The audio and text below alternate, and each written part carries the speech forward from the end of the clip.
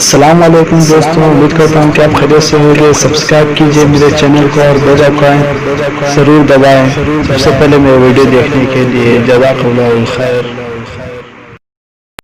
بسم اللہ الرحمن الرحیم۔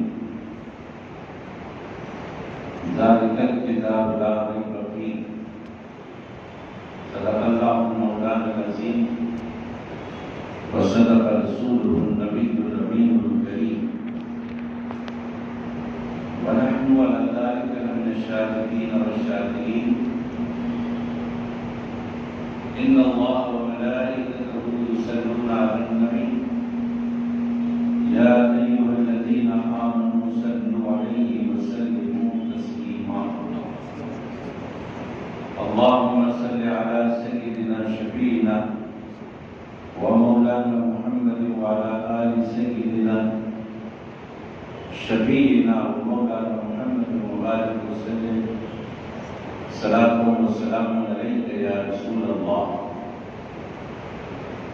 اللہ تبارک و تعالیٰ کا فضل و کرم ہے کہ اس نے ہمیں آقائے نامدار مدنی تاجدار دو عالم کے مالک و مختار گلشن ہستی کے اولین فصل بہار سید عالم نور مجسم راحت آدم و بنی آدم سیدنا محمد مصطفیٰ احمد مصطفیٰ صلی اللہ علیہ وآلہ وسلم کی امت میں پیدا فرمانے میں ہم اور آپ ارحم الراحمین کی بارگاہ میں جوان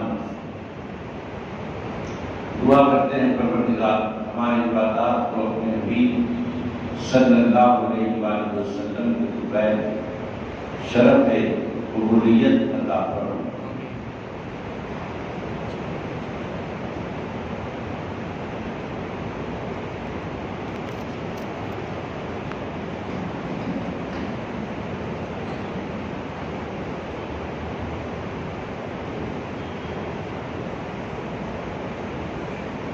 آج ہم بات کریں گے انشاءاللہ تعالی عظمت قرآن کے بارے میں،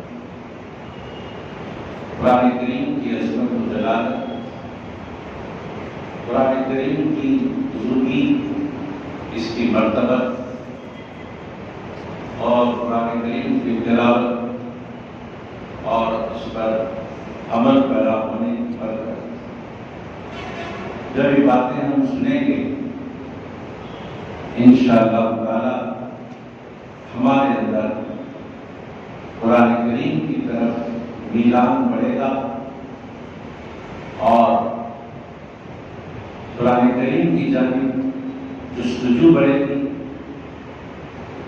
ہم جہاں تھوڑی دیر تلاوت کرنے والے تھے، اس کی عظمت سننے کے بعد ہمیں امید ہے کہ کچھ زیادہ قرآن پڑھنے والے ہم ہو جائیں گے، کیونکہ قرآن کریم کے پڑھنے پر نبی پاک صلی اللہ علیہ وآلہ وسلم نے جو نیکیوں کے بارے میں ارشاد فرمایا، فرماتے ہیں آقائے نامدار صلی اللہ علیہ وآلہ وسلم کہ قرآن کریم کی تلاوت پر ایک ایک حرف کے بدلے 10 نیکیاں ملیں گی۔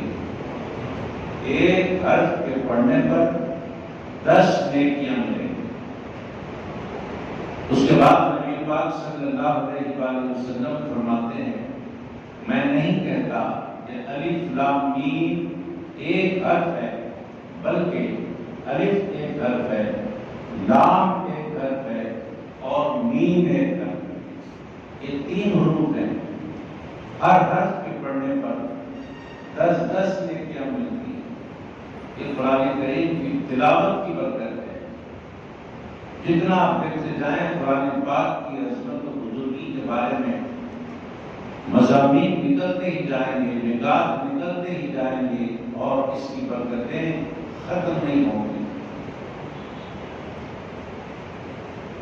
قرآن کریم میں مقدعات ہیں، احکامات ہیں، جنہیں محکمات کہتے ہیں، متشابہات ہیں اور گزرے واقعات ہیں، مقطعات، محکمات، متشابہات اور واقعات، قصص، گزرے ہوئے واقعات، پیغمبروں کے ادوار کے واقعات، جن کو نصائح کے لیے، عبرت حاصل کرنے کے لیے، راہ راست پر آنے کے لیے واقعات کے ذریعے اللہ تبارک و تعالیٰ نے اپنے بندوں کو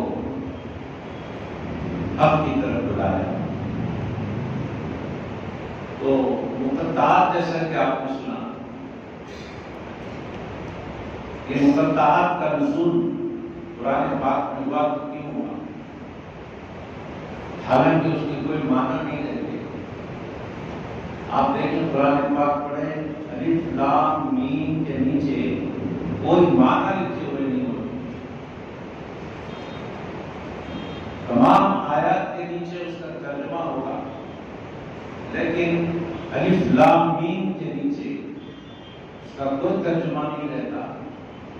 تو سوال پیدا ہوتا ہے کہ جب ترجمہ اس کا نہیں ہے تو پھر اس کے نزول کا مقصد کیا ہے؟ جب اس کے معنی اور مطابق بندوں کو معلوم کروانا ہی نہیں تو پھر اللہ تبارک و تعالیٰ نے نازل کیا کیوں؟ اور جب نازل کیا ہے تو پھر مطلب یہ ہوا کہ اس کے نزول کا مقصد ہے۔ مقصد کیا ہے حروف مقطعات کا؟ ہم تفصیلات میں گئے بغیر عرض کرنا چاہتے ہیں کہ حروف مقطعات کا جو مقصد ہے وہ مقصد یہ ہے کہ اللہ تبارک و تعالیٰ تمام قرآن پاک پڑھنے والوں کو یہ بتانا چاہتا ہے کہ دیکھو ہم جتنا تمہیں بتائیں گے اتنا ہی تم کو معلوم ہوگا، اس سے بڑھ کر تم اپنی خودی سے کچھ جان نہیں پاؤ گے۔ بس ہم جتنا تمہیں بتائیں گے اتنا ہی تم سمجھ سکو گے، جان پاؤ گے، اس کے علاوہ تمہیں پتہ نہیں رہے گا۔ یہ بندوں کو عاجز کرنے کے لیے الف لام میم کاف ہا یا عین صاد، ایسے حامیم عین سین قاف وغیرہ، یہ تمام حروف مقطعات ہیں۔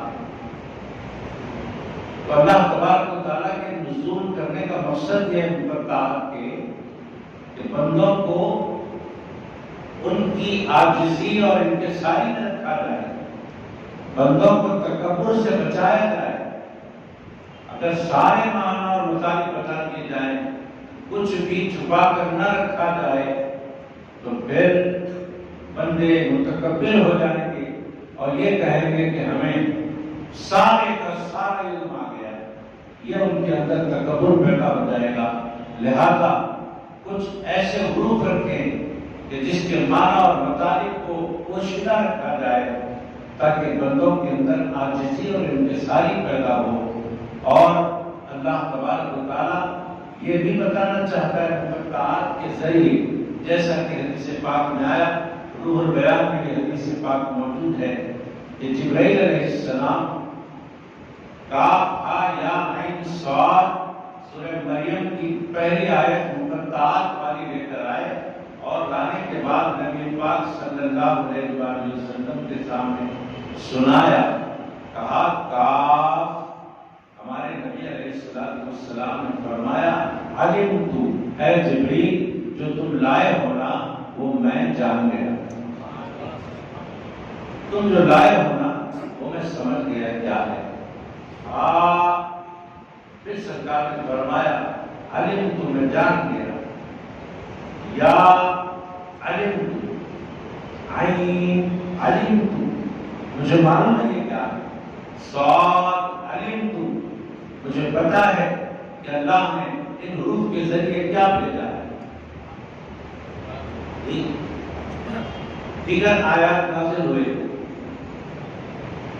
قرآن پاک کی دوسری آیتیں نازل ہوئے تو وہاں سرکار علیہ السلام نے جبریل سے یہ نہیں کہا کہ اے جبریل جو تم لائے ہو وہ مجھے معلوم ہے، یہ نہیں کہا، اس واسطے نہیں کہا سرکار نے کہ یہ جو لایا گیا ہے حروف مقطعات کے علاوہ، اگر وہاں سرکار فرماتے کہ جبریل میں یہ جان گیا تو وہ بات تو جبریل بھی جانتے تھے۔ سرکار نے اس لیے نہیں کہا کہ دیگر آیات کا معنی مطلب جبریل کو بھی معلوم تھا کہ وہ کیا لا کر سنا رہے ہیں۔ اگر سرکار فرماتے مجھے یہ معلوم ہے، میں جان گیا اس میں کیا راز ہے، تو جبریل کہتے کہ مجھے بھی تو معلوم ہے۔ لیکن حروف مقطعات کے نزول پر سرکار نے فرمایا میں جان گیا، سرکار نے فرمایا میں جان گیا، تو مطلب یہ ہوا جبریل نہیں جانتے تھے۔ اور روح البیان کی اس روایت میں جبریل علیہ السلام کا یہ قول بھی ہے کہ جب سرکار علیہ السلام نے فرمایا جبریل میں جان گیا، تو اس کے جواب میں حضرت جبریل علیہ السلام کہتے ہیں یا رسول اللہ علیہ السلام، جو باتیں حروف مقطعات کے ذریعے آپ جاننے کی بات کرتے ہیں وہ مجھے نہیں معلوم کہ وہ کیا ہے، اس میں راز کیا پنہا ہے مجھے نہیں پتا۔ یعنی لانے والے جبریل کو بھی پتا نہیں کہ مقطعات میں کیا راز پوشیدہ ہے، تو اللہ تبارک و تعالیٰ یہ بتانا چاہتا ہے مقطعات کے حروف کے ذریعے کہ دیکھو ہم جتنا اے بندو تمہیں بتائیں تم اتنا ہی جان پاؤ گے، اور جو ہم نہ بتائیں تم ہرگز وہ سمجھ نہیں سکتے۔ وہیں پر اللہ تبارک و تعالیٰ یہ بھی بتانا چاہتا ہے کہ دیکھو مقطعات کے ذریعے جہاں تم میری قدرت اور میری عظمت کو پہچان رہے ہو، وہیں پر میرے محبوب کی عظمت کو بھی پہچان، وہیں پر میرے محبوب کے علم کی بھی پہچان پیدا کرو۔ وہ یہ کہ جبریل لا کر مقطعات پہنچاتے ہیں اور مصطفیٰ جامع رحمت علمتو فرماتے ہیں میں جان گیا مجھے معلوم ہے، حالانکہ کسی اور کو نہیں معلوم۔ تو جبریل کے ذریعے تمام خلقت تک یہ پیغام پہنچ جائے کہ وہ باتیں جو مصطفیٰ جانتے ہیں کوئی دوسرا دعویٰ نہیں کر سکتا۔ سرکار کا علم تو فرمانا یہ بتا رہا ہے کہ اللہ تبارک و تعالیٰ کے بتانے سے ہی تو معلوم ہوگا، تو اب پتہ چل گیا۔ پروردگار عالم مصطفیٰ جامع رحمت کو جو باتیں بتاتا ہے ضروری نہیں ہے کہ وہ سب کو بتائے، حروف مقطعات کے ذریعے پتہ چل گیا۔ جو ساری کائنات نہیں جانتی وہ مصطفیٰ جامع رحمت جانتے ہیں، اسی لیے تو علم تو کہا۔ سرکار کا علم تمام مخلوقات کے علم سے بڑھ کر کوئی مخلوق اتنا علم نہیں جانتی جتنا علم ہمارے نبی جانتے ہیں، اور یہ خدا کے بتانے سے جانتے ہیں۔ جب اہل سنت والجماعت کا کوئی خطیب کہتا ہے کہ ہمارے نبی علم غیب رکھتے ہیں، ہمارے نبی علم ما کانا و ما یکون رکھتے ہیں، تو یہاں پر شبہ پیدا کیا جاتا ہے، یہاں لوگوں کو شک میں ڈالا جاتا ہے کہ دیکھو نبی کو یہ سنی خطیبوں نے اللہ کے برابر ٹھہرا دیا۔ نعوذ باللہ، ایسا تو ہوتا نہیں۔ نبی پاک کو اللہ کے برابر کیسے کھڑا کرے؟ اللہ کے برابر اگر کسی کو کوئی ٹھہرا کرتا ہے تو پھر وہ مشرک ہو جاتا ہے۔ الحمدللہ ہم مشرک تو ہے نہیں، ہم تو مومن ہیں۔ ہم اللہ کو ایک ماننے والے، اللہ کے رسول کو اس کا محبوب ماننے والے، اور اس عقیدے کے ہم حامل ہیں کہ اللہ تبارک و تعالیٰ نے اپنے محبوب کو وہ سب کچھ بتا دیا جو آپ نہیں جانتے، جو سرکار نہیں جانتے تھے، اللہ نے وہ سب بتا دیا۔ قرآن پاک شاہد ہے وَعَلَّمَكَ مَا لَمْ تَكُنْ تَعْلَمْ۔ اے حبیب صلی اللہ علیہ وآلہ وسلم، ہم نے آپ کو وہ سب بتا دیا جو آپ نہیں جانتے۔ حاضر نے کہا مقطعات کے نزول کا یہ مقصد ہے۔ عظمت قرآن ہمارا عنوان ہے۔ آئیے قرآن پاک کی عظمت و جلالت اور اس کی سچائی کے بارے میں کچھ باتیں کریں۔ قرآن پاک جب نازل ہوا تو اہل مکہ اس کو اللہ کا کلام ماننے کے لیے تیاری کی تھی۔ کہتے تھے کہ اس کو تو محمد نے بنا لیا ہے، یہ اللہ کا کلام ہو ہی نہیں سکتا۔ اللہ کا کلام ہم اسے مانیں گے کہ ہم اپنی آنکھوں سے دیکھیں گے کہ آسمان سے اللہ کا کلام ہماری نظروں کے سامنے زمین پر اترے۔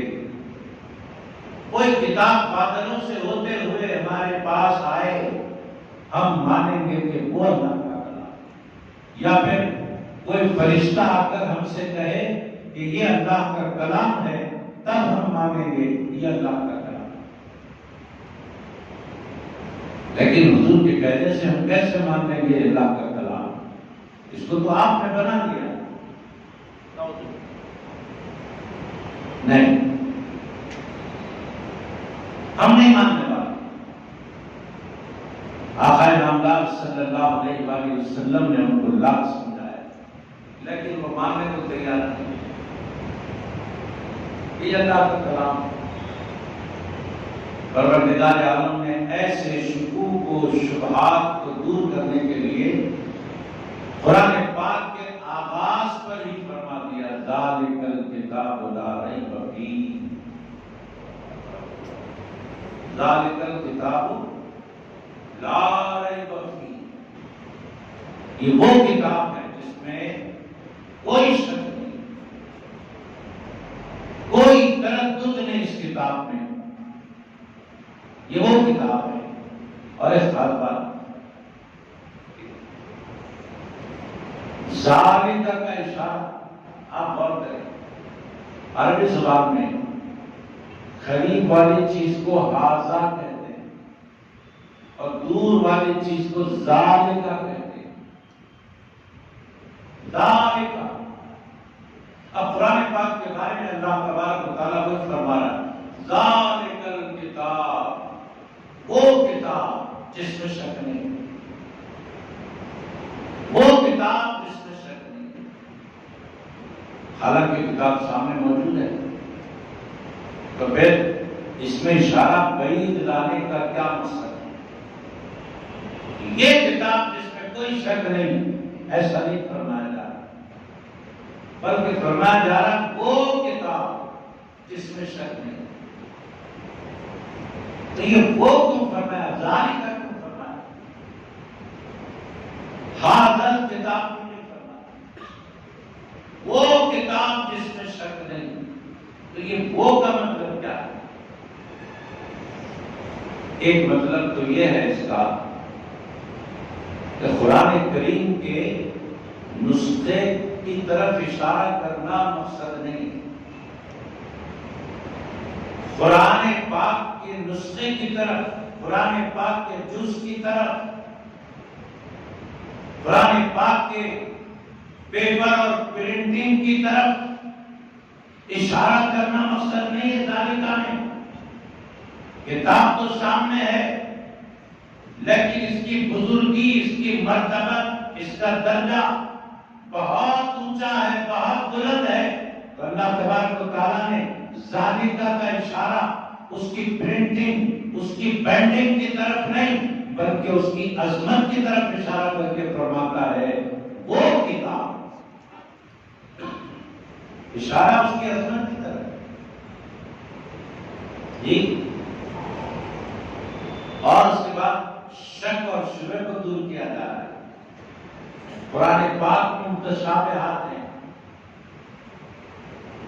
متشابہات کے معنی میں، اس کے مطلب میں کوئی شبہ نہ ہو، اس کو عام مسلمانوں کو قرآن پاک کے متشابہات کے معانی میں شک نہ ہو، اس لیے فرمایا ذالک الکتاب لا ریب فیہ، اس میں کوئی شک نہیں ہے۔ اور جو اللہ کا کلام ہونے کا انکار کرتے ہیں کفار، وہ کفار کے ذہن و دل سے بھی شک اور شبہ نکل جائے کہ یہ اللہ کا کلام ہے کہ نہیں ہے کہ نہیں ہے کہ نہیں ہے۔ کافروں کے دلوں سے شبہ نکالنے کے لیے اللہ نے فرمایا ذالک الکتاب لا ریب فیہ۔ اس کے متشابہات کے معانی میں شک اگر ہو جائے تو پھر نقصان ہوگا، اس لیے عام مسلمانوں کو اس کے معانی میں شک کرنے سے بالکل ان کو بے فکر کر دیا گیا اور کہا گیا ذالک الکتاب لا ریب فیہ۔ اور ایسے علماء کو شک اور شبہ کہیں پیدا نہ ہو جائے متشابہات کے وجود میں، اس لیے فرمایا ذالک الکتاب لا ریب فیہ۔ جتنے قرآن پاک کو پڑھنے والے ہیں، خواہ اپنے ہو کے پرائے، یہود و نصارہ ہو کہ مسلم، کفار ہو کہ عوام ہو کہ خواص ہو، کسی کے ذہن و دل میں کوئی شبہ نہ آئے، اس لیے اللہ نے ذالک الکتاب لا ریب فیہ فرما دیا۔ کیونکہ اگر کسی بات میں شک پیدا ہو جائے نا تو وہاں اضطراب کی کیفیت پیدا ہوتی ہے۔ جب شک پیدا ہوتا ہے تو اضطراب کی کیفیت پیدا ہوتی ہے، اور جس بات میں سچائی ہوتی ہے وہاں اطمینان کی کیفیت پیدا ہوتی ہے۔ تو قرآن پڑھنے والوں کو شک اور شبہ اور اضطراب سے نکال کر اللہ تبارک و تعالیٰ نے لا ریب فیہ کے ذریعے اطمینان والے ماحول میں لایا۔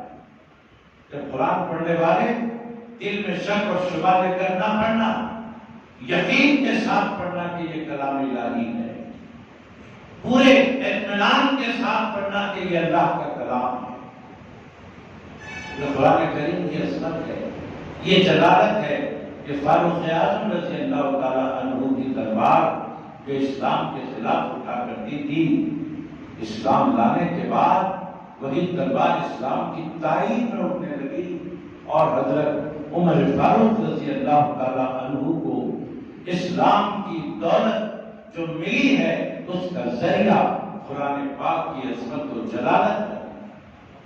قرآن کی عظمت و جلالت کی وجہ سے آپ مشرف اسلام ہوئے، واقعہ سب کو معلوم ہے۔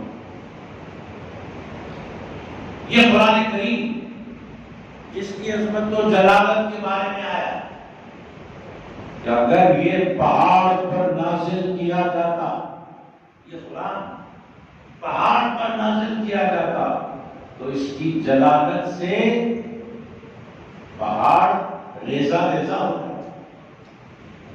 یہ قرآن اگر پہاڑ پر نازل کیا جاتا، لو انزلنا ھذا القرآن علی جبل لرأیتہ خاشعا متصدعا من خشیۃ اللہ، اللہ کی خشیت سے، اس کی عظمت و جلالت سے پہاڑ ریزہ ریزہ۔ اب یہ قرآن پہاڑ پر نازل نہیں کیا گیا، قلب مصطفیٰ پر نازل کیا گیا، تو اب ہمیں بات سمجھ میں آ گئی، قلب مصطفیٰ کوئی معمولی چیز کا نام نہیں ہے، قلب مصطفیٰ میں وہ اطمینان ہے، قلب مصطفیٰ میں وہ پختگی ہے، قلب مصطفیٰ میں وہ طاقت ہے جو طاقت ایک بڑے پہاڑ میں بھی نہیں ہے۔ تبھی تو قرآن پاک کو قلب مصطفیٰ علیہ السلام پر نازل کیا گیا۔ اس کی پختگی، اس کی مضبوطی اور اس کی طاقت و قوت، قرآن پاک کے نزول کے لیے قلب مصطفیٰ علیہ السلام کا انتخاب ہوتا ہے۔ اور کس شان کا قرآن، کس شان کا قرآن!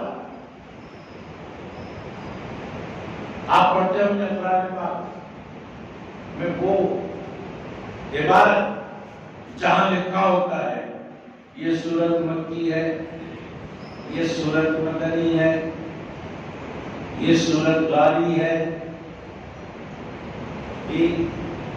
یہ سورت لیلی ہے، یہ سورت نہاری ہے، یہ سورت مکے اور مدینے کے بیچ میں برزخی ہے۔ پڑھتے ہوں گے کیا مطلب؟ قرآن پاک کا کچھ حصہ مکے میں نازل ہو رہا، کچھ مدینے میں، کچھ مکہ اور مدینہ کے بیچ میں، کچھ رات میں، کچھ دن میں، اور کچھ رات اور دن کے درمیان، کچھ قرآن غار میں نازل ہو رہا، ٹھیک، کچھ قرآن زمین پر نازل ہو رہا، کچھ قرآن آسمانوں پر نازل ہو رہا۔ صرف زمین پر نہیں، آسمانوں پر بھی تو نازل ہوا۔ کیا مطلب؟ سنو، مطلب یہی ہے کہ پیغمبروں پر جب وحی کا نزول ہوتا ہے تو وہ نزول وحی کے مقامات ہوتے ہیں، نزول وحی کے مقامات ہوتے ہیں، ہر جگہ نازل نہیں ہو جاتا۔ حضرت موسیٰ علیہ السلام سے فرمایا، موسیٰ تمہیں توریت دینی ہے، عرض کی مولا نوازش، کیا کرنا پڑے گا؟ فرمایا طور پر آنا پڑے گا، کوہ طور، پہاڑ پر آنا ہوگا۔ اور سنو، ایسے ہی نہیں، 30 روز روزے رکھ کر آنا ہوگا، 30 روز تک، بعد میں پھر 10 روز بڑھا دے کر 40 روز کر دیے گئے، 40 دن روزے رکھ کر آؤ۔ اے موسیٰ پہاڑ پر آؤ، شرطیں دیکھیں۔ اے موسیٰ مسواک کر کے آؤ، اے موسیٰ نالین اتار کر آؤ، فَاخْلَعْ نَعْلَيْكَ إِنَّكَ بِالْوَادِ الْمُقَدَّسِ طُوًى۔ جانتے نہیں کہ تم ایک مقدس سرزمین پر آ رہے ہو، مقدس مقام کی طرف آ رہے ہو، اپنے نالین اپنی چپل اتارو۔ روزے رکھوائے گئے، مسواک کروایا گیا، خاص مقام پر پہاڑ پر بلایا گیا، نالین اتروائے گئے۔ یہ آداب ہوتے ہیں، یہ قواعد ہوتے ہیں، یہ اصول ہوتے ہیں۔ تب کہیں جا کر نزول وحی ہوتا ہے، اتنے اہتمام کے ساتھ۔ اب ہمارے نبی علیہ السلام پر نزول وحی کا معاملہ ہوا، تب یہاں پر ہم قرآن پاک میں پڑھتے ہیں کہ کچھ آیات غار میں نازل ہوئے، کچھ آیات گھر میں نازل ہوئے، کچھ آیات مکے میں، کچھ آیات مدینے میں، کچھ آیات درمیان میں، کچھ رات میں، کچھ دن میں، کچھ زمین پر، کچھ آسمانوں پر۔ آخر اس کے پیچھے وجہ کیا ہے؟ جب موسیٰ کو دینا تھا تو اتنا اہتمام کیا گیا، موسیٰ کو دینا تھا، وحی کا نزول ہونا تھا تو اتنے شرائط لگائے گئے۔ جبریل نے پوچھا ہوگا، پروردگار تیرے مصطفیٰ کو تیری آیات پہنچانا ہے، کہاں بلا کر دوں؟ اللہ نے فرمایا، جبریل وہ موسیٰ تھے، یہ میرا محبوب ہے، وہ موسیٰ تھے، یہ میرا محبوب ہے، وہ موسیٰ تھے، انہیں بلایا گیا تھا، یہ میرا محبوب ہے، انہیں بلانا نہیں ہے، وہ جہاں ہو تمہیں وہاں پہنچنا ہوگا۔ اگر وہ مکے میں ہے تمہیں مکے میں جانا ہوگا، اگر وہ مدینے میں ہے تمہیں مدینے مدینہ جانا ہوگا. اگر وہ رات کی تاریکی میں ہے تاریکی میں جانا ہوگا. وہ اگر دن کے اجالے میں ہے اجالے میں جانا ہوگا. حد ہو گئی. وہ زمین پر ہے زمین پر جانا ہوگا. وہ آسمان پر ہے آسمان پر جانا ہوگا. جہاں وہ ہوں گے وہاں اے جبریل تمہیں جانا ہوگا. وہ کتاب جس میں کوئی شک نہیں. یہ ذالکہ کا اشارہ ایک اور طرف بھی ہو سکتا ہے.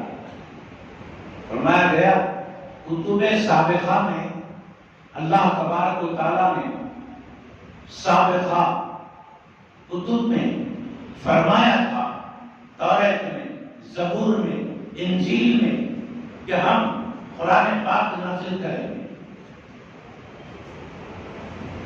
قرآن پاک نازل کریں. جب توریت نازل ہوئی حضرت موسیٰ پر، موسیٰ علیہ السلام نے توریت لی اور اللہ سے عرض کیا مولا میری امت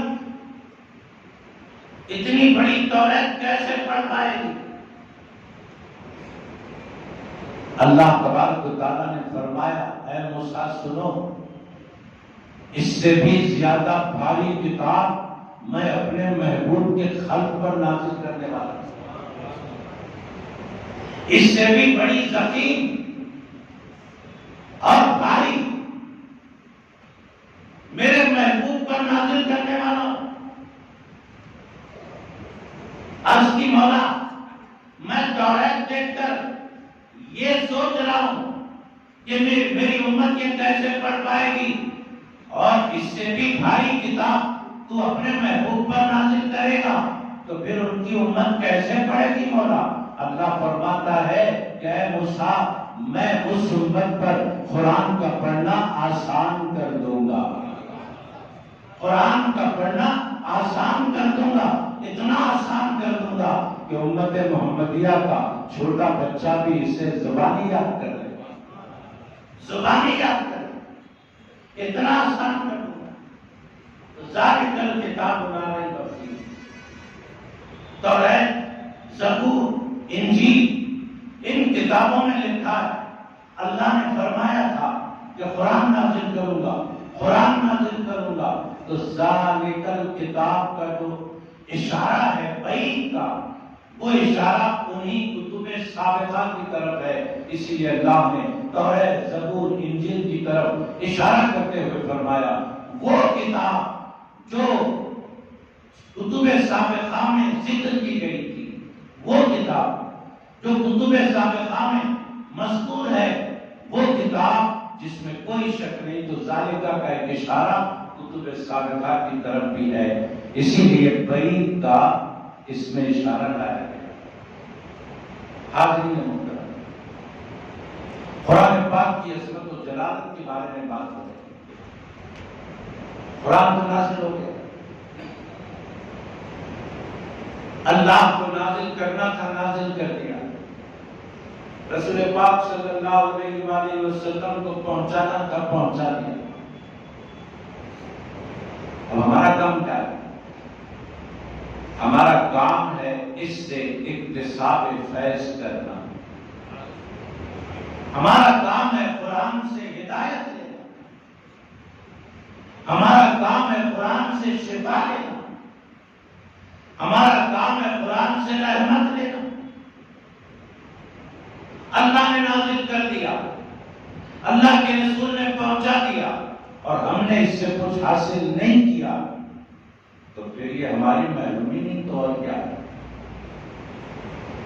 قرآن سے ہدایت لینا ہوگا، قرآن سے نور لینا ہوگا، قرآن سے شفا لینا ہوگا، قرآن سے رحمت لینا ہوگا. اس کو ملتے ہیں یہ ساری نعمتیں. یہ ساری نعمتیں ملتی کس کو ہے؟ کھلے طور پر فرما دیا پروردگار نے کہ یہ متقیوں کے لیے ہے. ضرور ہدایت ملے گی، ضرور شفا و رحمت ملے گی، مگر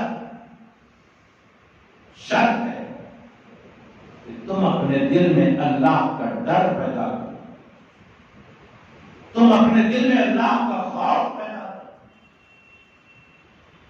جس دل میں خوف ہوگا اس دل میں یہ ہدایت بن کر اترے گی۔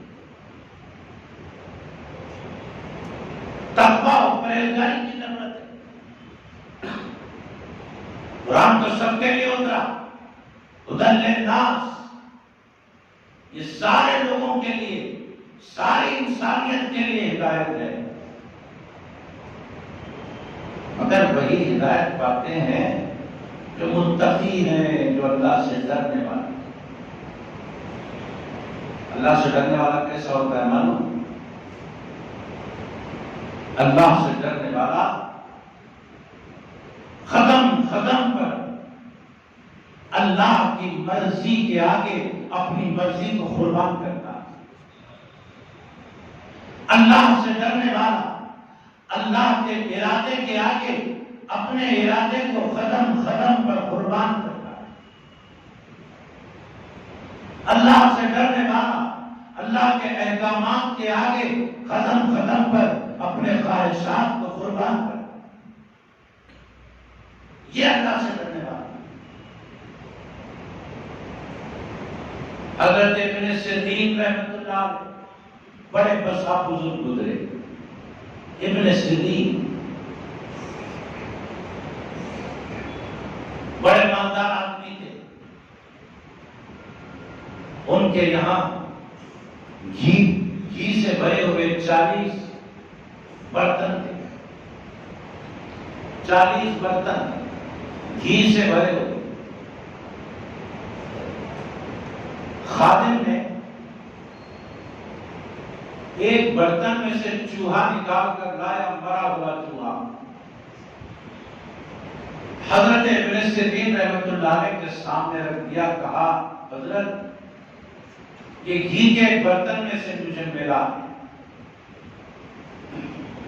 حضرت ابن سیرین رحمۃ اللہ علیہ نے فرمایا بتاؤ کس برتن میں سے ملا،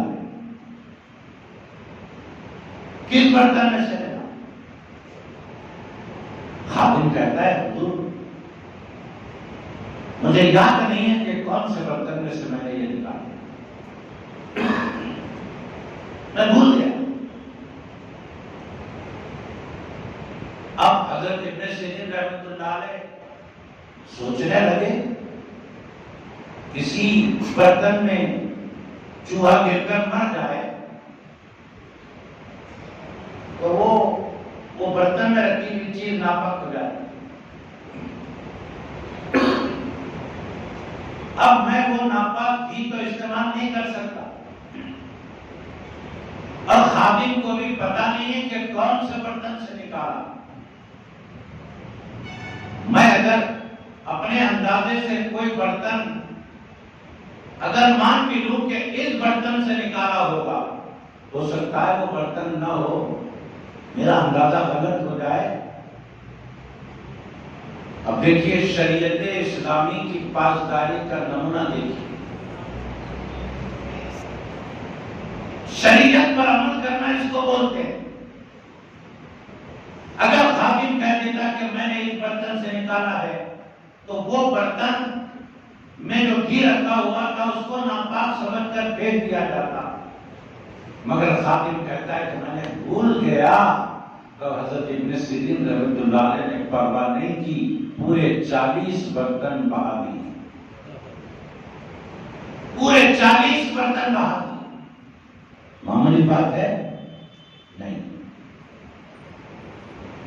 شریعت اسلامی نے، شریعت محمدی نے علیہ السلام جو اصول بتائے، ان اصولوں پر چلنے کے لیے اتنا بڑا نقصان بھی ہوتا ہے، حضرت محمد بن سیرین رحمۃ اللہ علیہ نے اس کی پرواہ نہیں کی۔ یہ ہے تقویٰ، یہ ہے اللہ سے ڈرنا۔ امام ابو حنیفہ رحمۃ اللہ علیہ، گرما کا موسم ہے، گزر رہے ہیں جنگل سے،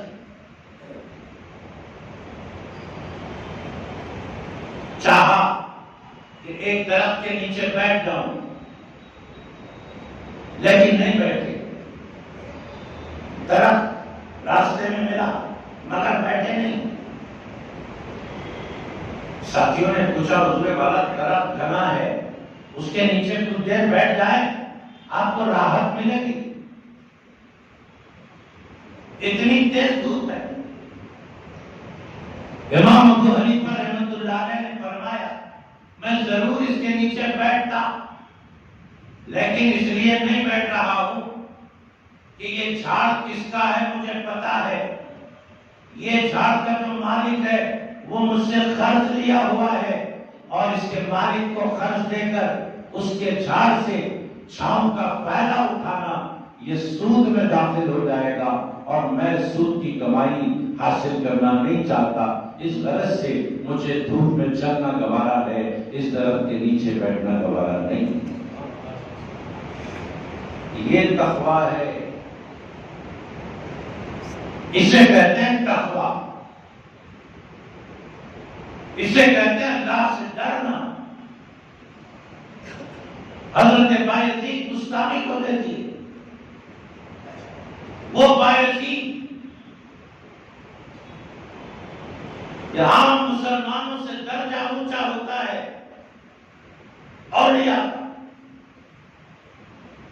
اولیاء میں بھی بہت سارے مدارج ہیں، ان میں ایک درجہ ہوتا ہے واصلین کا، تو زمرہ واصلین میں حضرت بایزید بستامی کا شمار ہوتا ہے، زمرہ واصلین میں۔ یا ایسے بزرگ ہوتے ہیں کہ بعض مرتبہ ان کی زبان سے انا الحق کے دعوے بھی نکل جاتے، ایسے ہی انا الحق کا دعویٰ نکل گیا بایزید کی زبان سے۔ کچھ دیر بعد شاگردوں نے عرض کی حضور آپ نے انا الحق کا دعویٰ کیا، ارشاد فرمایا آئندہ اگر ایسی بات میری منہ سے تم سنو تو مجھ پہ تلوار چلا دینا، آئندہ اگر مجھ سے ایسی بات سنو تو تلوار چلا دینا۔ دوسری بات پھر ایسے ہی ہوا، آپ نے دعویٰ انا الحق کیا، شاگردوں نے تلوار چلائی، لیکن وہ تلواریں ہوا میں چلنے لگی، آپ پر کوئی اثر نہیں ہوا۔ پھر کچھ وقت گزرا، تلامذہ نے عرض کیا حضور والا عجیب بات دیکھنے میں آئی، آپ نے فرمایا تھا کہ دعوے انا الحق میں کروں تلواریں چلا دینا، ایک بار چند روز پہلے آپ کے ساتھ ایسا واقعہ ہوا کہ آپ نے دعوے انا الحق کیا، ہم نے تلوار چلائی، فرمایا کیا ہوا؟ عرض کیا ہوا میں چلنے لگی، آپ پر کوئی اثر نہیں ہوا، تو آپ نے ارشاد فرمایا تو پھر سمجھ جاؤ میں نہیں تھا کوئی اور تھا، سمجھ لو کہ میں نہیں تھا، اگر میں ہوتا تو مجھ پر ضرب لگ جاتی، میں نہیں تھا کوئی اور تھا۔ وہ باعثی تقوی کا عالم ہے، تقوی کا عالم کیا ہے؟ جنگل سے گزر رہے، جنگل سے گزرتے گزرتے ایک جگہ رکے، اپنا لباس دھویا، اب چاہتے ہیں کہ اسے سوکھنے کے لیے ڈالا جائے تو کہاں ڈالے؟